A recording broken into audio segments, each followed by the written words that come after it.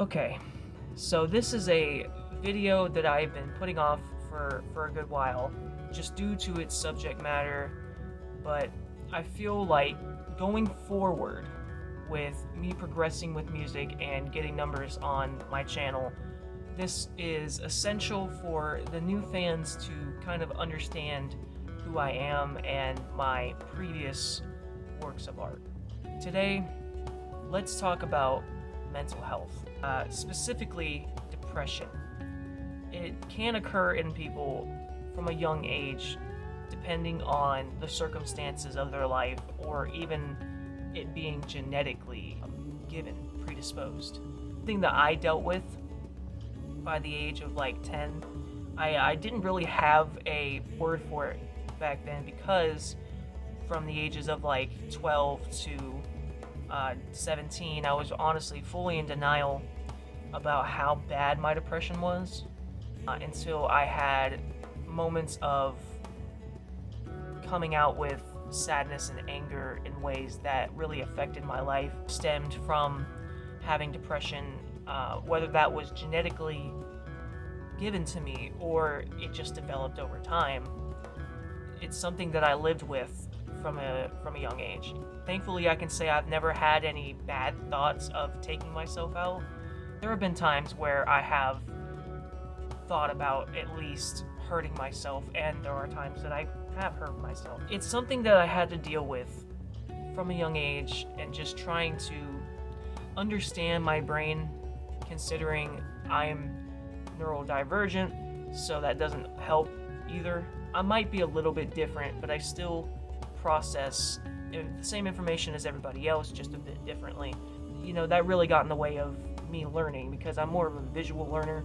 I'm more like to have a hands-on approach to things, and that was just consistent throughout my entire life. And when it came to having depression, it really drove a wedge between my relationships because of certain things in my life that I couldn't control, where kind of like a one-parent kind of things. My relationships with females specifically would be really kind of targeted. What really triggered me is what I should say, because of my fear of separation. And and it didn't even have to be female. It could be best friends. It could be anything. So like I had to take the time to like adjust myself to it because fear, depression, and just kind of trying to fit in. And that was like the dumbest thing for me to do, was try to fit in, because as I've grown older, I recognize that the difference in me is the reason that I'm here. The difference in me is the reason why some people can gravitate towards me, some people like me, and I don't necessarily need to be like. And I know this is so basic for anybody growing up in life, but what I went through really was just like an attachment issue. I'm brave enough to admit to myself that's what it was, and I didn't necessarily know what real love was, because I had this fixated vision of it that just was not really what it was. And I had good like relationship role models in my life, just not as many. What I went through is like trying so hard to not lose somebody, for it to not be the right person. And I know a lot of men go through that, kind of like something that we need to go through to kind of wake us up or whatever. But I feel like there's a lesson in life. No matter which corner you turn, I feel like there's something to learn through everyday life. And that's just something I had to learn. And that's why during my lowest point of my life, I'd always talked about doing music.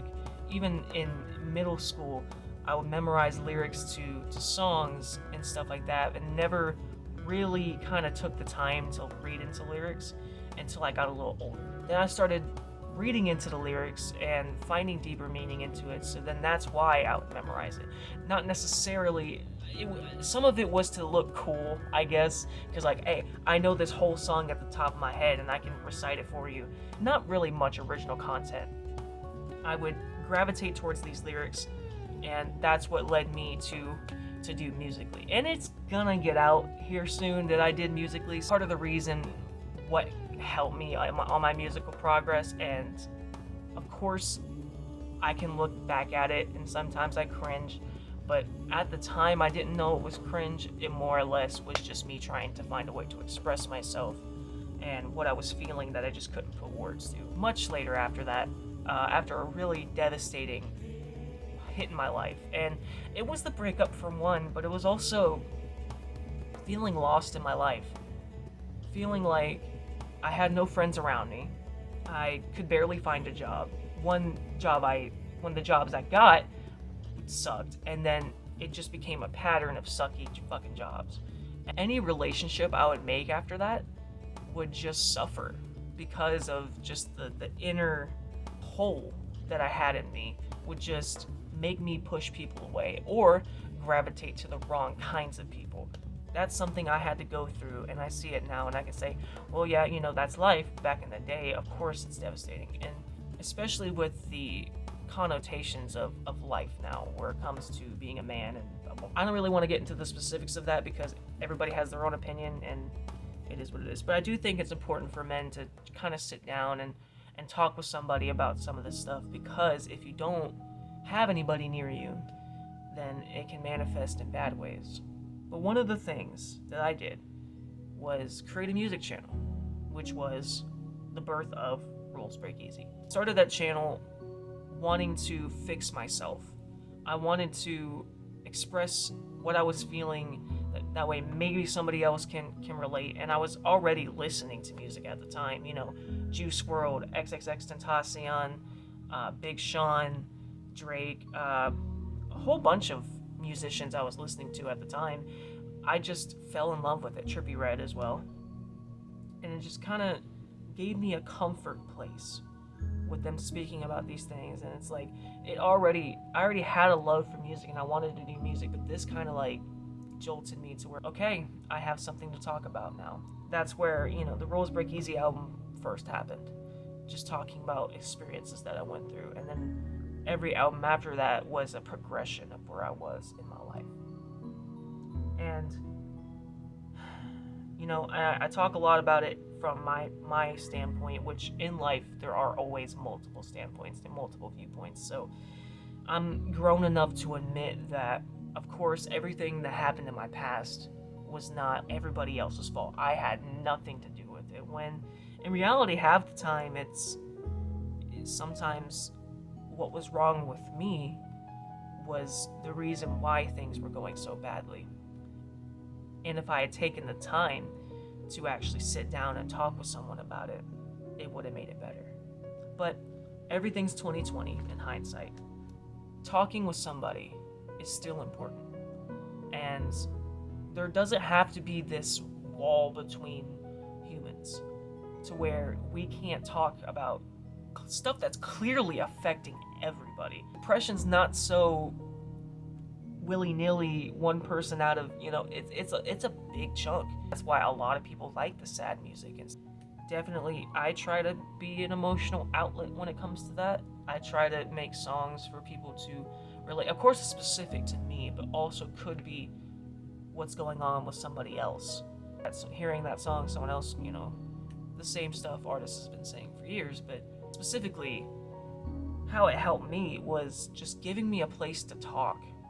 Because at the time when I was at my lowest point, going through a breakup, there's a whole bunch of changes in my life, there wasn't really anybody I could really talk to that, or at least I thought that could understand what I was going through. And that was the dumb thing. The only advice that I could truly give is that a lot of things take time, and I know that advice sucks, and I really wish there was something else I could say, but a lot of times when it comes to human beings, you can try to tell them something, but if they don't listen, they don't listen. If they're dead set on doing something, they just have to go through it. The only way to get better is to go through it. So, coming from mostly a reject and someone who had to figure out myself because of me not knowing who I am and trying desperately these different things to try to find myself. The only way to get through it is to get through it. Talking helps. And it's been like strangers in my life that came up to me. Um, I used to go to a library, and I met a couple of people that were not necessarily in a home. And I had like hour-long conversations with these people, and in a way, it did kind of scare me because I didn't want my life to go down the same trajectory because of how lost I was. But it all comes down to going through life, working on yourself day by day, and eventually you will get better. Speaking of eventually you will get better, that's why half the time my older music is gonna stay up. As a reminder, I was not always good, in a sense. I was not always as good as I am. I had gotten better, and that's, my whole message is that nobody starts off perfect. Everybody in life needs to go through certain things for them to be who they are. And that's why what's next for my life is continuing to write about, the progress that I've made. Final Thoughts being an example, I'll go ahead and break it down. Final Thoughts is a culmination of everything that I was talking about in the last 4 to 6 projects that I had made by myself. It is a culmination of what happened in a span of like 4 or 5 years. I didn't have an ending for that song for the longest time. I really didn't have an ending. I didn't know where to go with it. It was originally supposed to be supposed to have a feature on it, but that didn't work out. And I was like, okay, that fucking sucks. Life happened, and then not even 2-3 months ago, I finally was able to write the ending of it. It's become so much more of a important song for my growth. Of course, Rockstar for Life happened, and before Rockstar for Life happened, I was still in a low place. I was doing like open verses, but I never imagined I would be going to the studio again. I wanted to so badly, but I didn't legitimately believe that I would, because I had been, messed around with so much that the thought of me actually doing something again didn't click. And the fact that Dee wants to still work with us afterwards is insane. But what's next for my life is, of course, writing about my progress, because I didn't stay in a depressive slump. I didn't let it kill my brain, and I'm still getting better as it is. And I think that everybody in the world is capable of doing that. Everybody's capable of growth. It's just up to the person if they want to grow, or if they want to acknowledge certain things about themselves. I can say, I had abandonment issues. I was depressed. I was weird. I was not like everybody else. Now I use that as a good thing. Of course, back in the day, you're always going to try to fit in. Certain people in your life are gonna go, and it's okay. It honestly is okay, whether that's relationship-wise and friendships, and even business relationships. Sometimes I'll put an example. The people I wanted to work with musically back 4 years ago, if I would have kept working with them, I wouldn't have made the stuff that I'm making now. I don't think I would have evolved as much. So I am thankful for that time in my life, for that specifically. But of course I can still feel the way that I feel. I can say, that wasn't right. Of course, you live and you learn. But even some circumstances can be family. Some family members, even though they're blood, sometimes it's just better for you not to have any, contact with them. There's all stuff that's already out there and basic and stuff, but it's important to talk about, and I don't think that a lot of people talk about it as much as we should. So that's just a little glimpse into what happened with my side of the story, and I know a lot of people are going through their arcs right now, so definitely a conversation that needs to be had more. But what's next is, of course, final thoughts and the rest of the Rockstar saga, which more behind-the-scenes videos are going to pop up. By the way, behind the scenes of Rockstar for Life comes out tomorrow at 10 a.m. So if you guys are at all interested, go check it out. See the music video, all that good stuff. And until next we talk, I love you guys. I'll talk to you guys later. Rebel Beats out.